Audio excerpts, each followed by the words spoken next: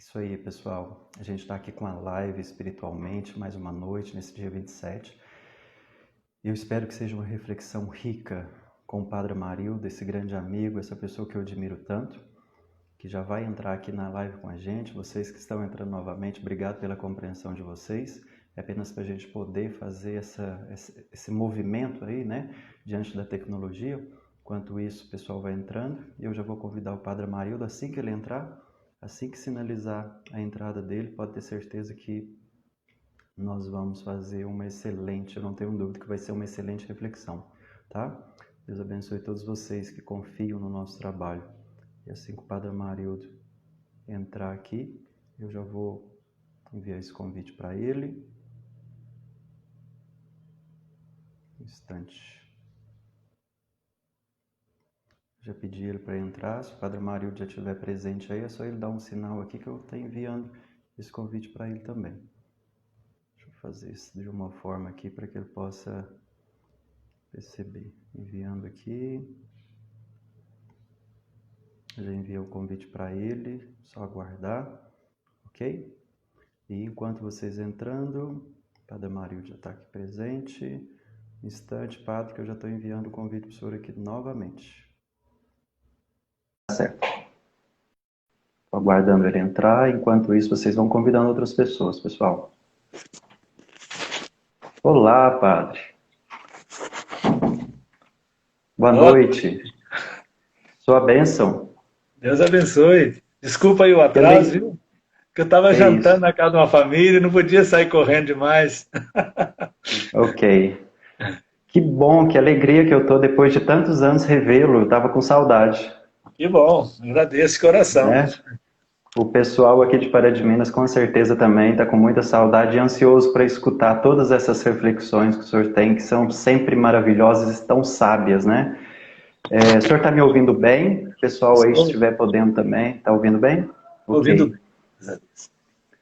Padre, mais uma vez, estou muito agradecido por senhor ter aceito o convite. Eu estava fazendo uma introdução rapidinho, até para poder novamente passar aqui para o senhor e para o pessoal que está chegando. Desde abril, eu estou realizando lives mensalmente com essa temática, espiritualmente, onde a gente vai trabalhar diversos assuntos. Já falamos de fé, já falamos de esperança, já falamos de valores humanos. Enfim, tive a oportunidade de Padre Geraldo Gabriel, Padre Daniel, Frei Laércio, Pastor Alex. E quando eu pensei nessa temática, né, que a gente já conversou mais cedo, sobre o amor, né, o grande mandamento, eu não tenho dúvida que eu escolhi uma das pessoas que, para mim, é uma das principais referências de fé para poder compartilhar com a gente sobre o grande mandamento. Hoje de manhã eu estava publicando e eu falei que o senhor é um dos responsáveis para a maturação, para a maturidade da minha fé e da minha espiritualidade. Pode ter certeza que, independente que a gente esteja mais distante agora, a nível paroquial, mas eu carrego no coração uma admiração incrível para o senhor. Por isso que eu estou muito feliz aqui, o senhor ter aceito meu convite. Obrigado, Everton. Nós temos em comum, né, a preocupação com a humanização das pessoas, né? Sim, Tanto a isso. psicologia quanto a teologia e a ética, né, que é o meu campo de trabalho, né, de reflexão dentro da teologia, tem essa preocupação com a humanização das pessoas, a humanização da sociedade. E para mim é motivo de Sim. muita alegria estar com você também, viu? Tenho Ah, muito que a bom. de você, da sua esposa, da filhinha mais velha, eu lembro dela pequenininha, né? Já carreguei no pescoço Isso, muitas vezes, mas acho que está adolescente verdade. já, né? A Isso, já caçulinha. está com 13 anos, a Isis, né? Elas não estão em casa, quando elas chegarem, quem sabe no finalzinho eu mostro para o senhor conhecê-la. Mas é claro que a gente vai se ver pessoalmente, agora que o senhor está tão próximo, né? O senhor está em Nova Serrana atualmente, não é isso?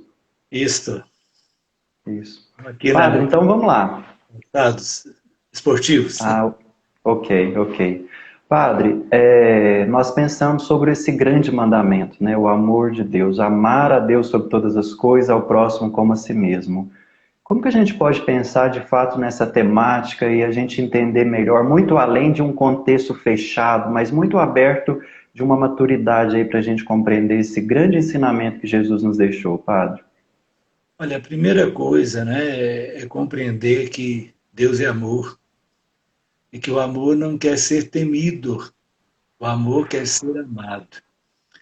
Isso Uhum. supõe um um grande esforço, né, de reflexão, porque por muito tempo a imagem que foi cultivada de Deus, né, na nossa pregação católica, também na pregação protestante, na pregação espírita, é a imagem de um Deus juiz, né, de um Deus mais preocupado em julgar e condenar do que em salvar. Então é importante demais nós voltarmos para o Evangelho, né? Jesus, ele é a verdade, né? Então isso é importante lembrar. Então é a partir de Jesus que nós vamos ter como interpretar a Sagrada Escritura de uma forma perfeita, né? E o Sim. critério que ele nos dá é justamente esse, o critério do amor, né? Deus é amor, e o amor quer ser amado. Por isso ele disse: amarás o Senhor teu Deus sobre todas as coisas, com toda a alma, com toda a força, com todo o entendimento. Né? Agora, é importante nós frisarmos bem isso. Né? A nossa relação com Deus, ela não passa pelo temor, né? O temor como medo, né? Mas ela passa pelo amor. O amar a Deus e o sentir, né, o seu amor por nós. Isso é de fundamental importância. Né? Minha pesquisa de mestrado e doutorado, ela foi motivada, sobretudo, né, pelo, pelo exercício do sacramento da confissão, do ministério da reconciliação. Né? Então, via muitas pessoas que não conseguiam experimentar o amor de Deus, que não conseguiam sentir-se perdoados, que não conseguiam aproximar-se, por exemplo, da Eucaristia e comungar com alegria, porque imaginavam que a Eucaristia era um prêmio, né, para o puro, para o santo, para o perfeito, né, e se esqueciam, né, que é remédio para o doente, é força para o fraco. Né? Então, a minha pesquisa ela foi motivada sobretudo por isso. Né? Onde estão as causas, né, desta mentalidade que se tornou doentia para muitas pessoas. Eu Sim. digo que nós temos muitas pessoas religiosamente doentes, ou com uma religião doentia, né, marcada pelo temor, pelo medo, pela obrigação. Né?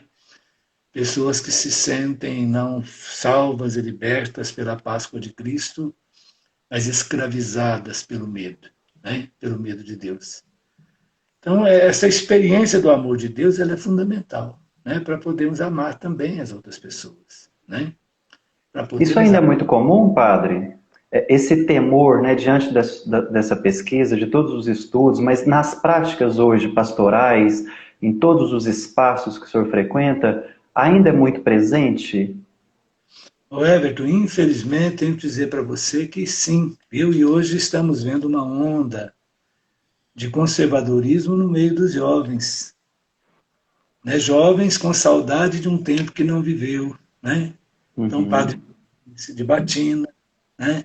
Com uma pregação extremamente rigorista, uma pregação centrada na lei, centrada na obrigação, centrada no medo, uma pregação centrada no castigo. Né? E não só padres, né? Estamos vendo hoje em nossas assembleias rapazes que não se permitem comungar na mão, né?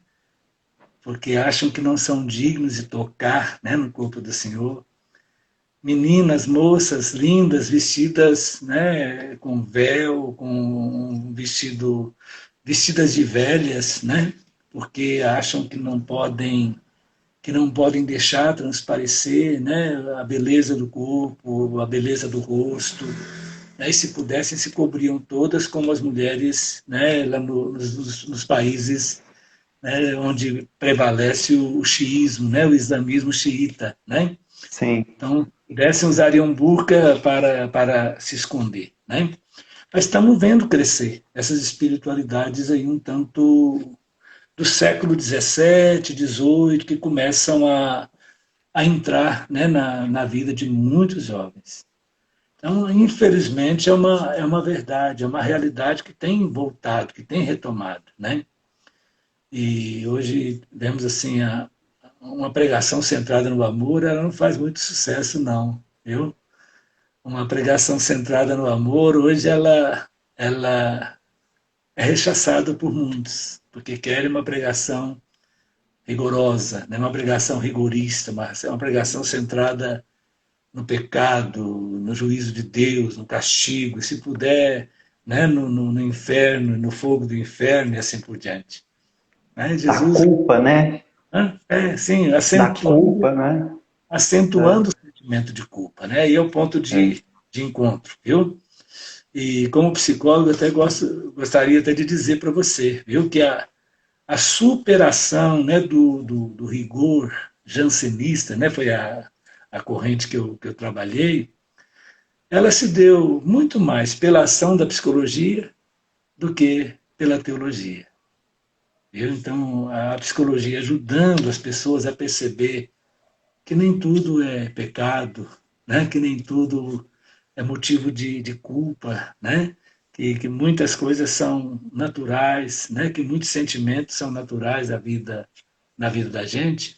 Então, a psicologia ajudou muito e tem ajudado muito, né? E penso assim que psicologia e ética teológica precisam caminhar juntos, né? Acho que temos muito a oferecer uns para os outros, né? Porque na base está, né, a antropologia, está uma visão de pessoa humana, né? Uma visão otimista, né? Com relação Sim. à natureza humana, com relação à corporeidade humana, com relação, né, ao amar, ao ser amado, né? É muito bonito, é muito importante, né? Nós retomamos isso.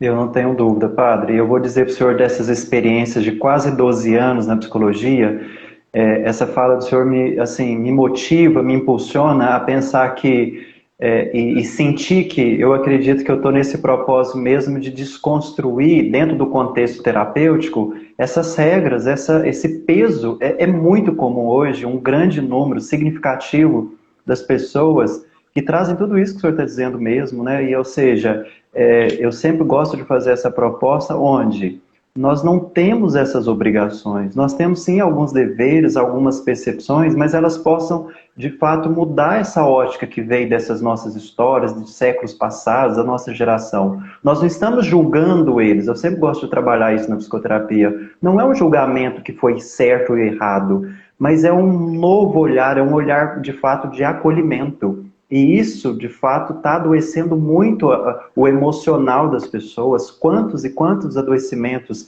seja depressão, ansiedade, pânico e outros, que chegam no consultório, e quando a gente vai olhar a raiz, eu tenho essa proposta de muito de identificar junto ao cliente, paciente, as raízes, tem muito esse fundo de uma crença muito, muito, muito pesada, né? Infelizmente. Agora, é uma questão. Na história, a gente fala o princípio do limite possível, né? O princípio do limite possível. Quer dizer, um autor, né, um pregador, né, no século XVII, ele falava como um homem do século XVII. No século XVIII, falava como um homem do século XVIII, né? Com os conhecimentos que se tinha na época, né? Então, a ciência evoluiu, o mundo evoluiu, né? E é impossível nós pensarmos hoje sentido para a vida humana sem considerarmos todo o desenvolvimento científico, né? Você pensar, Sim. por exemplo, o que aconteceu, por exemplo, hoje na compreensão do papel, né, da mulher na sociedade, né? Você imaginar, por exemplo, que no século XIX sequer havia ainda o conhecimento sobre a existência de um gameta feminino, né? Então se pensava que no espermatozoide já estava ali presente um ser humano em potencial. Então Sim. carregava de culpa, né, uma masturbação de adolescente, por quê? Porque pensavam que estavam julgando fora vidas humanas, né? Agora, hoje não, né? No século XIX, com o desenvolvimento da medicina, né? Então, houve a descoberta do gameta feminino, mostra que a mulher não é só útero, né? Não é só húmus, né? Onde a semente da vida é plantada, mas que até o óvulo participa, né? Do processo de escolha, né? Do espermatozoide que será acolhido, né? não é uma questão só do espermatozoide mais forte que vai fecundar, né, a partir da lei do evolucionismo, né, do Malthus, Sim. né, mas há uma escolha, há um processo de escolha também por parte do óvulo. Então, isso fez com que se avançasse muito, né? Qual mulher hoje que aceitaria ser tratada como uma mulher do século XIX, como uma mulher do século XVIII, né?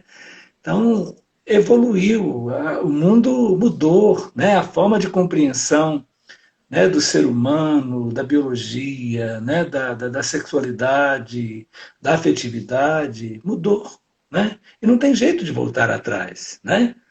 A história não volta atrás, mesmo na democracia a gente volta atrás, né? Muitas vezes através do nosso voto, né? A sociedade Verdade. é dinâmica, né? É tese, antítese, síntese, né? Então, há um momento de afirmação, há um momento de negação, depois esperamos Deus que haja um momento de síntese, né?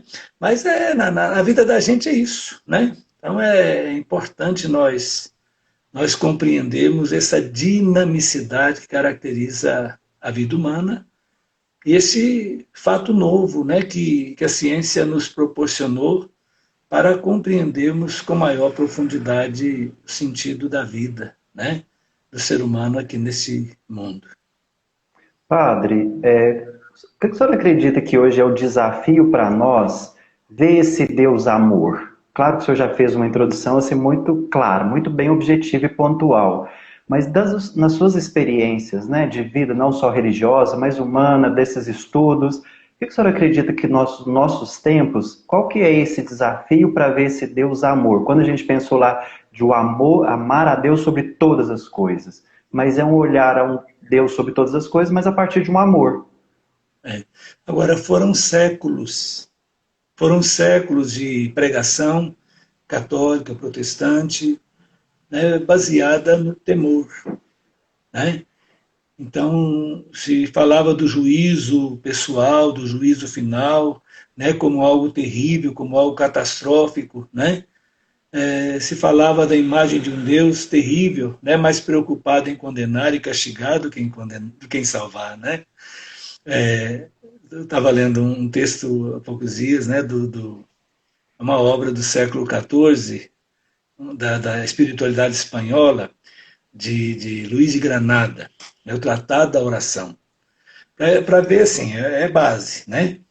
A imagem que ele trazia de Deus. Então, quando ele vai falar do inferno, né? Então ele diz assim que o inferno é constituído de um braseiro incandescente e que os demônios que são eternos estão eternamente a soprar, né, o braseiro do inferno para castigar os pecadores. Mas considerando que os demônios são imperfeitos e poderão vir a falhar, o sopro do Altíssimo, esse jamais falhará, esse jamais faltará. Quer dizer, a imagem de um Deus que sopra, né, o braseiro do inferno para poder castigar, para poder condenar, né, as pessoas. Né? E a gente sabe que muito, né, desta pregação rigorista, ela foi acentuada de uma forma muito especial no campo da afetividade, da sexualidade, né? Então Sim. tudo, né, que envolvia sexualidade era mostrado como pecado grave, como pecado mortal, né? Então nós vamos ver pessoas que às vezes matam, né? Mas quando vão confessar que, né, pecaram por pensamento, né? Ou tiveram, né, um pecado no campo da afetividade, da sexualidade, né? Então pesa a consciência religiosa do nosso povo hoje é uma consciência machucada, né, por uma pregação rigorista que foram séculos, né? Foram séculos. O rigorismo moral no cristianismo, por exemplo, ele vem desde a origem, né? Quando São Paulo, por exemplo, entrou no mundo greco-romano, ele se deparou ali com correntes filosóficas, como o estoicismo, né? Uma visão platônica do ser humano, onde o corpo não valia nada e a alma era santa, pura, perfeita, imortal, né? Eterna, e que a alma estava doida para se desvencilhar do corpo, porque o corpo é matéria, era peso, era escravidão e assim por diante. Então, esta imagem platônica e neoplatônica, ela influenciou o cristianismo, influenciou a nossa pregação e continua a influenciar até hoje, né? Que se a gente for olhar, né, a base dessa mentalidade extremamente rigorista que adoece as pessoas, que gera o medo, que gera o pavor, a origem não está no Evangelho, não está na Sagrada Escritura, né, no Novo Testamento, mas se encontra na filosofia. Se encontra na filosofia. Né? Influenciou o direito, influenciou, né, a teologia, influenciou a moral, influenciou todos os campos do saber. Se você pega mesmo na modernidade, né, os grandes filósofos modernos, você não vai encontrar nenhum que tenha uma visão positiva, otimista com relação à sexualidade. Nenhum. Não, nenhum. Nenhum. Né? Então foram séculos com uma visão extremamente negativa da corporeidade, da sexualidade, em razão de uma pregação moral, né? De um cuidado excessivo com relação ao perigo do pecado, né? Para a vida, para a salvação eterna e para a felicidade da pessoa também. Né? Então é uma desconstrução que precisa ser feita. Agora, o Concílio Vaticano II nos ensinou o caminho, qual é? Né? Voltar às fontes primeiras do cristianismo, voltar às origens, voltar ao Evangelho, voltar a Jesus, né? Voltar a Jesus. Que é amor. Que é amor. Que é amor. E que nos ensinou isso, que passou pelo mundo fazendo o bem, que não teve preconceito, né? Que conviveu com todas as pessoas, né? Que foi contra, né, uma forma de organização social, de organização política, de organização econômica, de organização religiosa, que excluía os pobres, que excluía as mulheres, né, que excluía, né, aqueles que haviam caído. Né? A expressão dele, quem é sadio não precisa de médico, né, que ele veio para os doentes, né? Ele veio para erguer os caídos. O bom pastor veio acolher, veio curar, né, a ovelha machucada, né? Então, hoje é importante recuperarmos, né, na nossa vida como cristãos, a ética do amor, né? A ética do cuidado, porque quem ama, cuida, né? Cuida. Quem ama, cuida, isso é importante demais, né? E me pergunta que eu estou falando, viu? Não, mas o senhor está falando assim, eu estou vendo em mente assim, tantos cuidados dentro do consultório, né? Eu acredito, né? Primeiramente, eu acho que eu esqueci de falar lá no início para o senhor, está sendo um presente para mim receber uma sabedoria tão grande no dia do psicólogo, né? Então, hoje é dia do psicólogo. Então pode homenagear os outros colegas seus, viu? Os psicólogos e psicólogas, claro. Que a superação do rigor jansenista que tanta doença causou, viu? Ela se deu muito mais pela ação da psicologia do que... Eu percebo sim. Tá? Sabe, padre, essa desconstrução dessas crenças, de tudo que o senhor está dizendo e daqueles conteúdos que as pessoas trazem, o quanto que vai dando uma leveza e uma alegria, até brilho nos olhos das pessoas para elas perceberem que elas não estarão fazendo mal a Deus, àquela crença religiosa que elas trouxeram. E aí, claro que eu atendo pessoas que têm ou não uma determinada crença, mas mesmo assim, implicitamente, elas estão envolvidas diante desse cenário, porque é um contexto, diríamos, do coletivo, né, do inconsciente coletivo, e o quanto que isso de fato machuca o olhar humano. Eu escolhi, né, não sei se eu já compartilhei isso com o senhor, mas eu escolhi dentro do trabalho terapêutico, da clínica, a teoria da psicologia humanista existencial. Eu não quero olhar o ser humano no sentido da sua doença. Então, Carl Rogers, mais próximo de Carl Rogers, de Viktor Frankl, Viktor Frankl, o sentido da vida, para mim isso é crucial. Então, assim, quando eu vou mostrando às pessoas esse olhar do Criador com muito mais leveza, com esse amor, claro que ali nós não estamos trabalhando sobre religião, mas estamos falando de um ser humano que, de fato, ele traz esse amor próprio da criatura, sabe? Enquanto criatura divina. E aí, quando o senhor falava lá da questão do corpo, né? Olha, se nós somos a imagem e semelhança do Criador, nós temos a oportunidade de representar para com aquele, eu para com os meus pacientes, o próprio Deus. através da escuta, através do coração. O Senhor nos espaços, né, como por exemplo na penitenciária, né, nos presídios, que o Senhor tem um trabalho maravilhoso, não sei como que está sendo atualmente, mas eu de fato sei que tem. Então, olha o quanto que levar esse amor no sentido de acolher, né, no sentido de... E aí eu fico pensando naquela segunda parte do grande mandamento, amar ao próximo sem qualquer tipo de julgamento, sem qualquer tipo de máscara, né? Vamos pensar assim. Depois eu vou pedir a você para ler o meu livro, viu? O primeiro Ah, que claro. publiquei sobre a influência do jansenismo no Brasil, né, aspectos históricos de uma moral rigorista. Né? Então, vai vir de encontro, né, com o que você trabalha, né? Onde você vai ver as causas de muitas doenças de fundo religioso ali, né, em muitos documentos que a gente traz, né, como anexo ao texto, viu? Então, muito interessante, tá?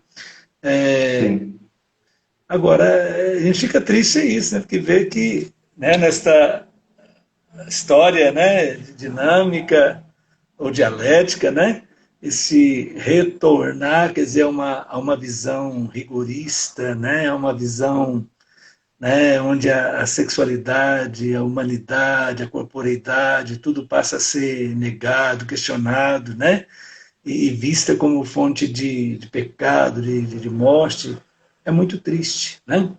E é sim, sim. importante demais, né, que tanto nós que somos líderes religiosos, quanto vocês que são psicólogos, é que saibamos buscar isso que une, né?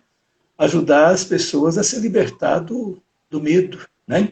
Do terror, né? Que nem não era temor, era Sim. terror, né? Uma pregação Terror. terrorista, né? Que procurava fazer as pessoas mudar de vida por medo, né?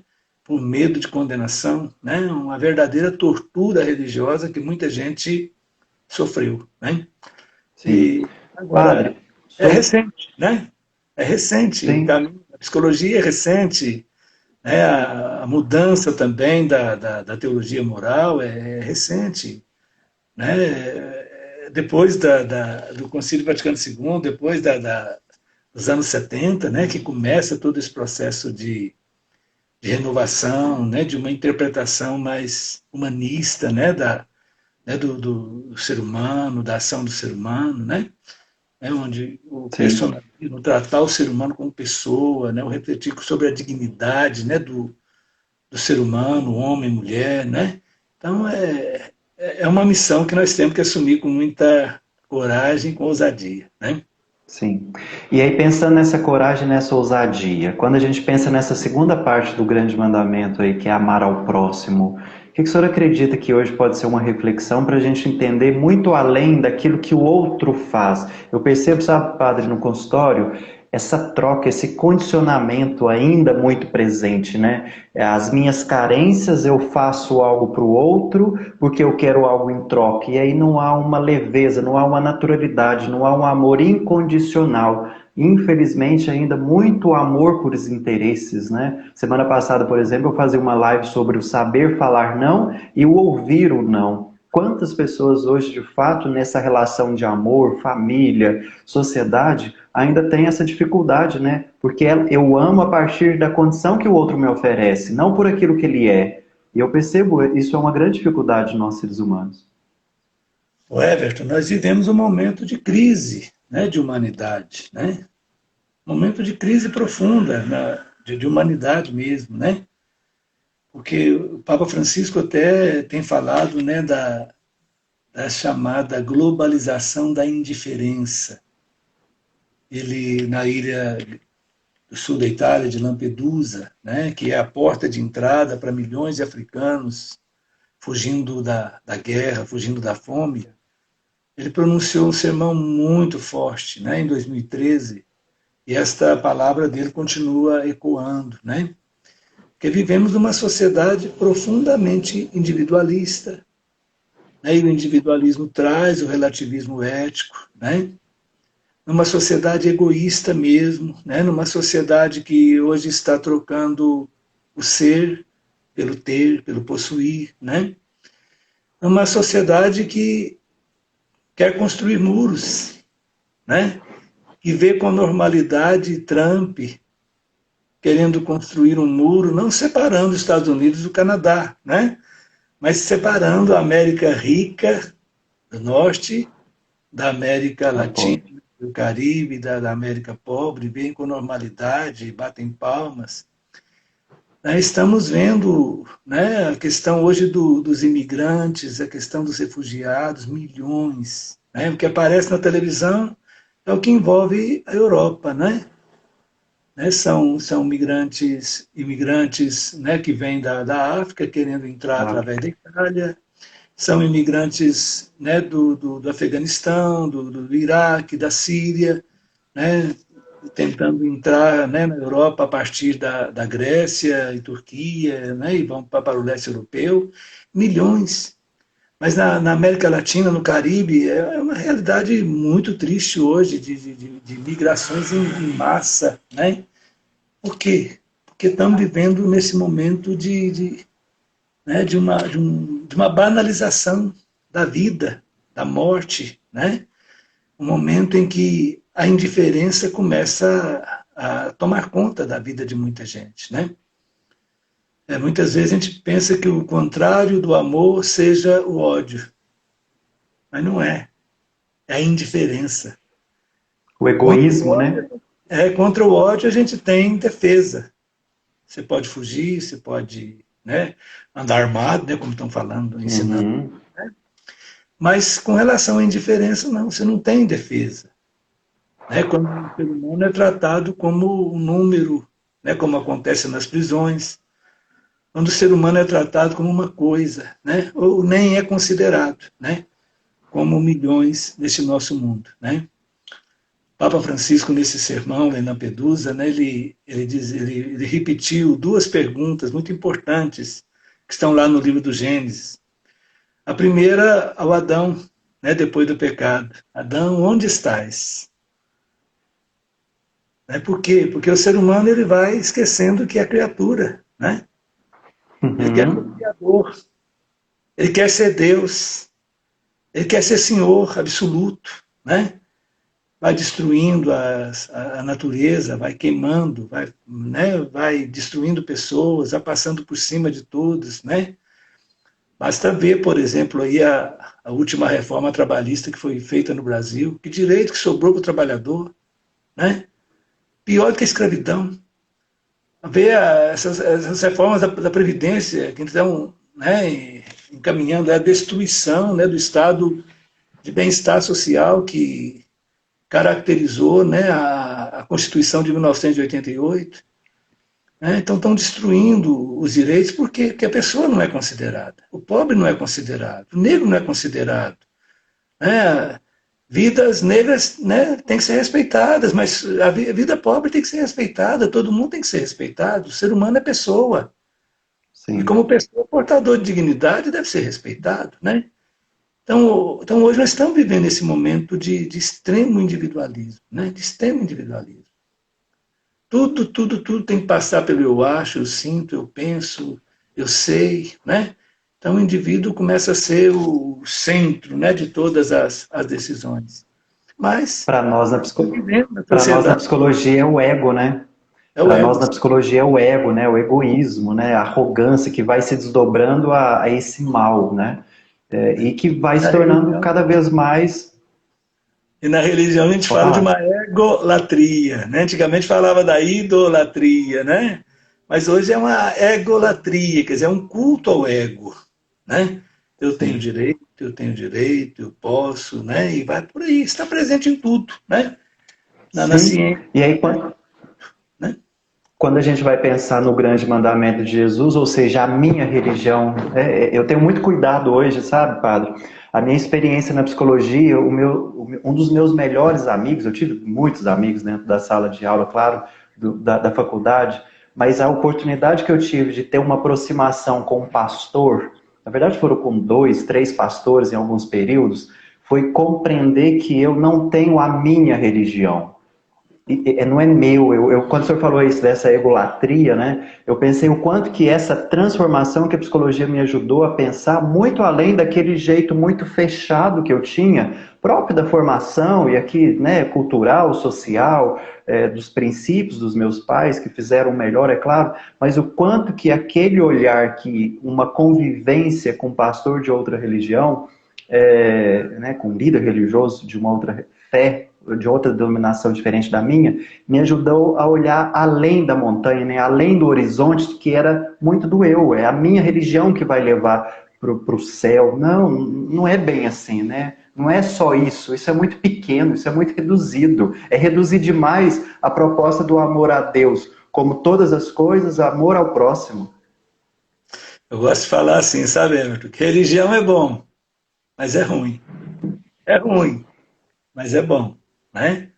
Porque ela tem o poder de gerar uma Mahatma Gandhi, vamos citar outras expressões, Uhum. ela tem o poder de gerar um Desmond Tutu, lá na África do Sul, ela tem o poder de gerar um Martin Luther King, ela tem o poder de gerar um Dom Helder Câmara, um Dom Pedro Casaldáliga, pessoas que amaram de uma forma... Madre Teresa. Madre Teresa de Calcutá, né? Tem o poder disso, um São Francisco de Assis, né? Tem o poder, mas tem o poder também de fazer com que as pessoas se tornem extremamente intolerantes e violentos. A pior violência que existe é a religiosa, porque a religião envolve o mais profundo do nosso ser. Ela envolve o mais profundo do nosso ser. Por isso que a palavra, né, que Deus teve muito cuidado de ensinar a não usar o nome de Deus em vão, né? Porque o uso do nome de Deus é perigoso. Ele Claro. demoniza quem é diferente e canoniza quem é dos nossos, né? Ele tem o poder de canonizar e tem o poder de demonizar, de justificar poderes, de justificar injustiças, né? Violências. Não é à toa que os grandes ditadores todos procuraram né, uma justificativa religiosa, né?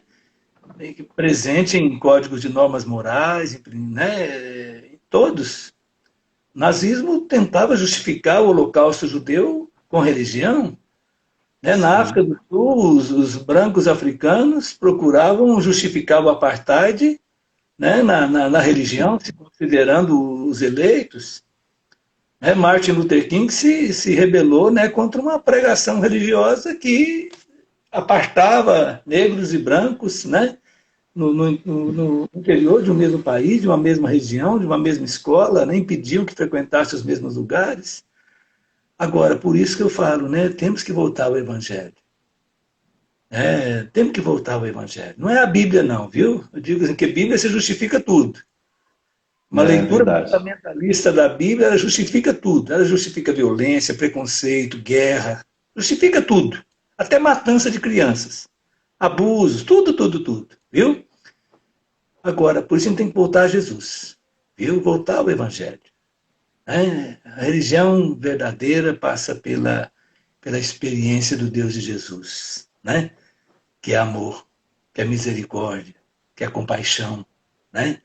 Deus não é frio, Deus não é indiferente.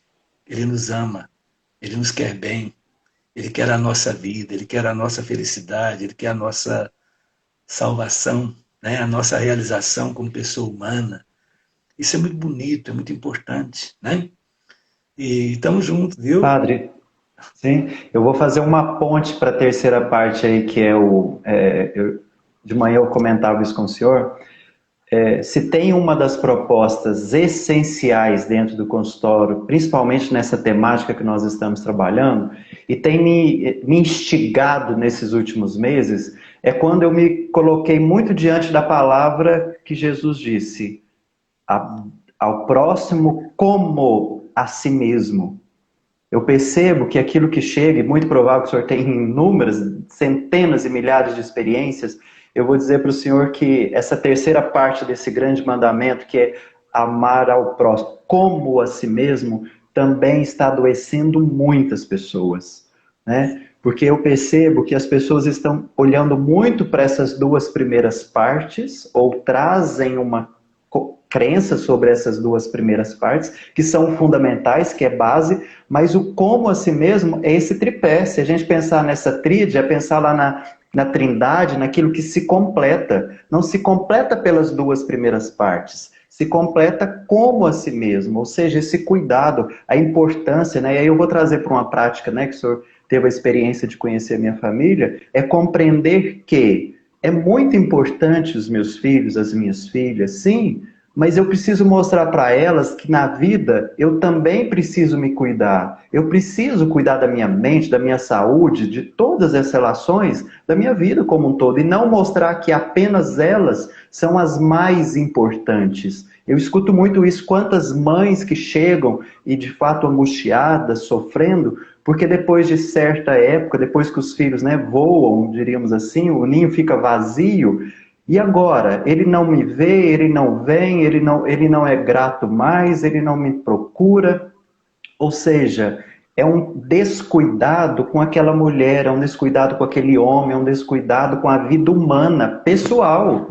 Porque quando eu vou trabalhar essa temática no contexto terapêutico, o Criador, a criatura e esse amor a mim mesmo, não é no sentido de um individualismo, não é do egoísmo, é da identidade, é da individualidade humana, subjetiva. Não é trabalhar um olhar para o meu próprio umbigo, não, pelo contrário. Quanto mais eu olho para mim, me conheço, me curo, me procuro no movimento de uma maturidade, eu vou fazer bem ao outro, eu vou compreender essa dinâmica do Criador.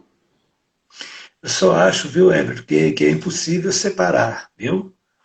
O amor ao próximo do amor a si mesmo. Porque o ser humano é um ser de relações, né? Nós somos Sim, sim, pessoas porque convivemos, né? Nós somos pessoas porque convivemos. Nós vamos melhorar nossa autoestima pela experiência, pela convivência, né? Uma palavra bendita, ela põe no céu, né? Ela eleva, ela faz sorrir, ela enxuga lágrimas. Uma palavra maldita que a pessoa escuta adoece, gera tristeza, deprime, mata, mais até do que um tiro, né? Então nós somos seres sociais, né? Nós não nos realizamos sozinhos. Então essa questão do amar a si mesmo, né? Isso é importante lembrar, mas é inseparável do amor ao próximo, porque nós somos seres de relação.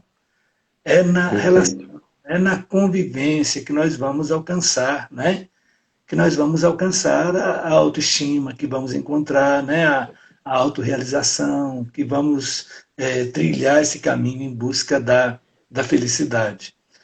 Porque podemos levar as pessoas a pensar, eu tenho que resolver, eu tenho que me amar primeiro, eu tenho que resolver os meus conflitos para depois eu amar os outros. Não, vem junto e misturado, né?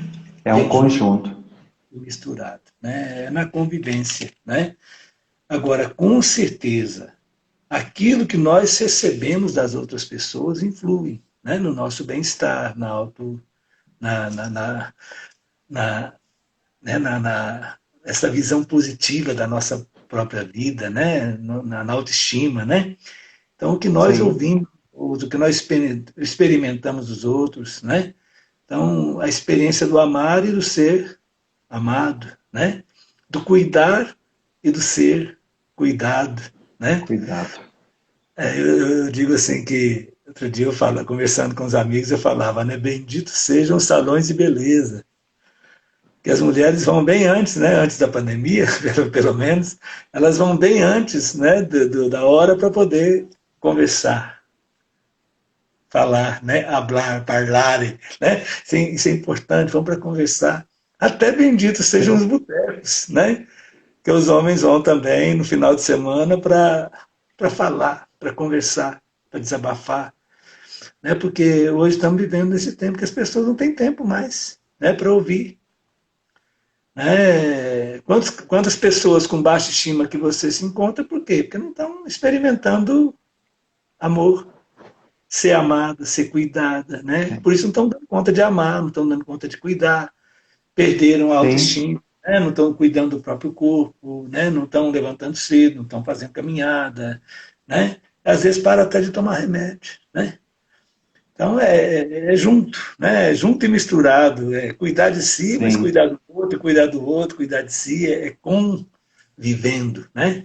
Viver com. Isso é tão importante, padre. Eu já tive experiência de atender jovens que, olha, a gente cuidou de uma determinada demanda e de repente ele falou assim, Everton, eu não quero receber a alta, né, como a gente poderia dizer assim, porque eu não tenho quem eu possa desabafar, eu não tenho nem a desabafar, eu não tenho quem eu possa conversar e compreenda, que me escute. Eu não quero falar e alguém fique me julgando, mas é aquele momento que eu quero dizer algo do que eu penso, daquilo que eu penso da vida. É uma pessoa que pensa muito de contextos filosóficos, enfim. E aí, de repente, não tem ninguém que me escuta, porque essa escuta hoje, ela parece que gera um desprazer. E aí, como que eu vou fazer um movimento de uma relação em conjunto, né? O quanto que isso é triste, né, a gente ouvir isso, mas saber que a psicologia pode ter essa escuta ser um julgamento, né? De trazer, muito bem colocado pelo senhor, de trazer esse eu, mas somado ao nós. O eu, ele está vinculado ao nós, né? É junto, é convivendo, né? Junto. Sim, E, sim. e eu acho que hoje o trabalhar as relações, né? Eu sempre procuro fazer isso, né? O trabalhar as relações entre marido, esposa, entre pai e mãe, entre filhos e pais, entre irmãos, né? As relações de amizade, né? Você pega na adolescência o ciúme adolescente, como que é forte, como às vezes adolescentes entram em crise, né? Por falta, né, do amigo que às vezes começou a namorar, da amiga que começou a namorar, que partiu para longe, que mudou de cidade, né? Ficam com raiva à toa. Então é importante trabalhar essa questão da convivência, né? Porque ninguém Sim, se realiza sozinho, né? Ninguém se realiza sim. sozinho. E nesse tempo da pandemia está terrível, né? Eu falo assim como Verdade. padre, eu não tive quarentena, viu? Só deixei de dar aula, né, junto com os alunos presencial, né? Tenho dado aulas virtuais, né? Mas o trabalho de visita aos enfermos teve que continuar normal, né? De acolhimento das pessoas teve que continuar normal, porque as pessoas procuram, não é à toa, né? E aquilo que você falou, quer dizer, o expressar o amor oblativo, né? O expressar amor. Acho que hoje a grande caridade que nós podemos prestar é Muito. usando bem a nossa natureza, em prestar os dois ouvidos, né? Para escutar atento e respeitosamente o que o outro tem a dizer, né? Para poder depois dizer uma palavra bendita, né? É a questão do diálogo, Claro. que é importante, né? Como que é importante hoje a arte do diálogo, é a norma, né? Para a convivência Sim, no patrimônio, na família hoje, saber ouvir para poder saber também o que dizer, né? E a expressão de sim. caridade. Hoje, quantas pessoas que estão aí adoecendo pela falta de serem ouvidas, pela falta de falar, de serem ouvidas, quantas vovós que estão sem ver os netinhos, que estão sem poder abraçar os netinhos e ser abraçado. Isso adoece, né? Isso adoece. Mata mais que o vírus, né? Muito, Mata muito. mais E que o vírus. como? Então é importante recuperar isso, como nós estamos usando aqui, que custa um filho ou uma filha usar, por exemplo, o smartphone para fazer uma chamada de vídeo, que custa?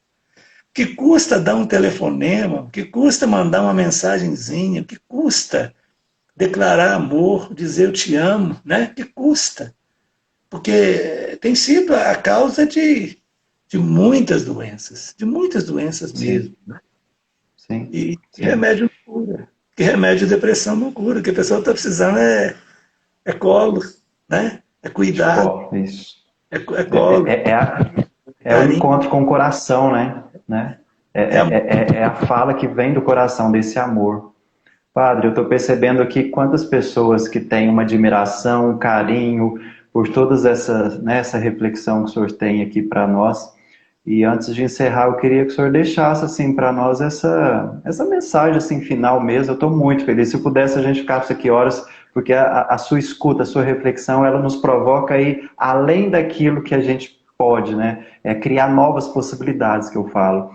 Então eu queria, assim, tem pessoas, eu acredito, que está participando lá de São Joaquim de Bicas, talvez aí de Nova Serrana, o pessoal que ama o senhor tanto de coração, que eu vi o pessoal aqui de Pará de Minas, que tem, enfim, um carinho muito grande. Eu queria que antes de encerrar, o senhor deixasse assim, uma mensagem para nós, pensando nesse grande amor que o senhor sempre nos ensina e também transmite a tantas pessoas. Tem uma pessoa que disse aqui dessa santa e simples humildade, mas de coração, que o senhor nos transmite.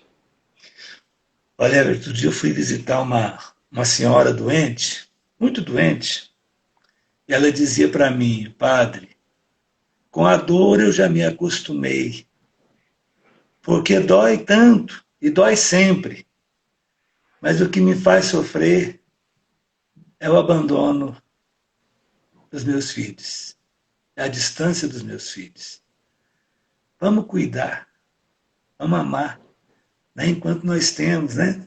Tem aquela música, né? Queria ter abraçado mais, gente. Abraçado mais, Não lembro mais de quem é, né? Mas eu acho bonita. Só não coloca ali o acaso, né? Que vai nos defender. É o carinho, é o amor, é Deus, né? Quem nos defende. Mas é isso, vamos cuidar uns dos outros, né? Precisamos, né? Vamos cultivar a humanidade, né? Nós temos que ser mais humanos no tratamento, no acolhimento das pessoas. Tem muita indiferença, né? Tem muita intolerância, né? Não podemos fazer com que a nossa comunicação pessoal seja como está a comunicação virtual, né? O ódio sendo destilado, né? E se derramando, né? Nas redes sociais, né? Diante de qualquer opinião diferente, né? Temos Sim. que reaprender a conviver com o diferente, amar, né? Quem é diferente, né? Seja de religião diferente, né? De família diferente, de cultura diferente, de ideologia diferente, né? De cidade diferente, de país diferente, né? O Papa Francisco ele tem usado muito o simbolismo da ponte. Enquanto muitos estão querendo construir muros, nós cristãos precisamos de construir pontes que interligam, né? Que geram o encontro, viu? E foi bom demais encontrar com vocês, mesmo que virtualmente, viu? Claro, claro. Padre, receba, tá, o nosso abraço. Eu não tenho dúvida que todos aqui amaram. Foi muito bonito. Eu estou muito feliz. O senhor pode ter certeza que foi um presentaço que eu recebi no dia do psicólogo aqui. Tem uma sabedoria tão terapêutica para nossos ouvidos. Você pode ter certeza que eu estou falando isso de coração, tá? Então, eu queria que o senhor deixasse também para todos nós que estamos participando a sua bênção. Eu acredito que ela vai se estender a todos aqueles que ouvem, né, que nos ouvem. Antes da bênção, Everton, eu estou concluindo agora mais um livro, viu, que vai sair agora no final de setembro, já deve ficar pronto, pela editora Santuário, né? Sobre a sexualidade e o matrimônio no ensino da igreja. Então, eu pego lá no início, lá no Evangelho, e venho fazendo um percurso histórico até Amoris Laetitia do Papa Francisco, né? Onde ele vai falar da importância de se cultivar o amor na família, viu? Então, logo, logo, ele vai estar aí apresentando também para as comunidades, e acredito que vai fazer muito bem, tá bom? Claro, claro. Padre, Deus lhe pague e Deus o abençoe muito e a gente vai receber sua bênção. Eu quero aqui agradecer a todos que participaram. Deus abençoe muito, muito vocês. Eu estou muito agradecido e podem ter certeza que eu vou levar esse momento por muitos anos da minha vida. Fala um pouquinho ali que eu vou cantar uma musiquinha, tá bom? Ótimo, ótimo. Olha que presente que a gente vai receber. Isso não estava dentro, né, da nossa programação. Então, eu não tinha pedido isso, padre. Olha o presente que vai nos dar nesse final dessa live. Pessoal, muito, muito obrigado. Eu estou muito feliz, muito agradecido com a presença de vocês. Então, vamos lá, padre. Vamos encerrar com essa bênção aí também, com essa música. Prova de amor maior não há que doar a vida pelo irmão. Prova de amor maior não há que doar a vida pelo irmão. Nisto todos saberão que vós sois os meus discípulos, Amai-vos uns aos outros como eu vos tenho amado. Prova de amor maior não há que doar a vida pelo irmão. Prova de amor maior não há que doar a vida pelo irmão. Permanecei no meu amor e segui meu mandamento. Amai-vos uns aos outros como eu vos tenho amado. Prova de amor maior não há que doar a vida pelo irmão. Prova de amor maior não há que doar a vida pelo irmão.